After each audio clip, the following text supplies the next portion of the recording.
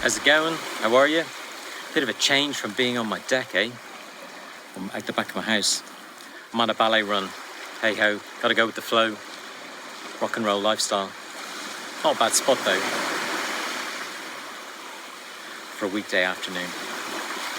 Anyhow, further to my last conversation around upskilling CEOs to walk in and close an investment round. Still pretty bloody impressive, eh? So let me get over some seaweed. It does make me think about, there's always a relationship between a numbers person, me, and my client. And it's a total two-way relationship. They got to trust me, I got to trust them. So when they're pitching to an investor, I've got to give them something that gives the investor credibility, or the numbers are credible, but gives us credibility in front of an investor. The numbers are trustworthy, they're just projections, but it has to be credible. And equally, I need to trust the CEO.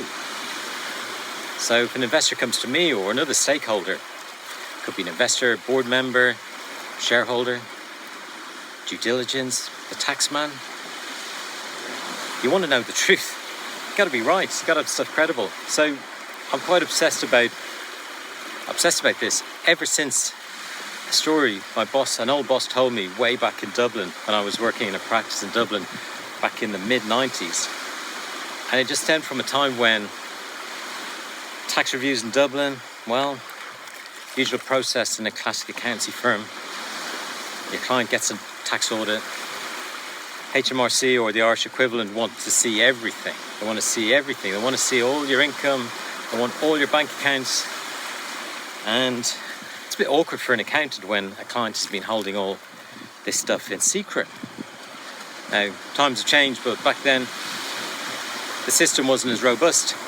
Anyway, what happened was, normally at the end of a review, the accountant and the client and the taxman all sit in an office, and the taxman presents their workings and says, here's the unpaid tax and penalties and interest. And then the accountant goes through it and tries to challenge a few things and reduce the liability a little. And the client takes out his checkbook, writes a check. Now the story that I heard and has stuck with me for the past 30 years, and they'll stick with me for the next 30 if I'm around for that long. And it was a case of loads of bank accounts had been uncovered. Secret bank accounts, onshore, offshore. So the accountant finally believes they got a complete list of everything, finally disclosing everything to the taxman. Let me step over a groin. And statements on the table, agreed total, whatever it was. Client takes out a checkbook, writes a check, signs the check. Old school, back in the day, hands it to the taxman. Taxman thanks you, and he's about to conclude the meeting, and he just looks at the check a little closer and looked at the sort code and the account number, compared the sort code, the account number to the list of bank accounts that he had just been reviewing. And the bank account wasn't even on it. Taxman says, I don't have this bank account on my list.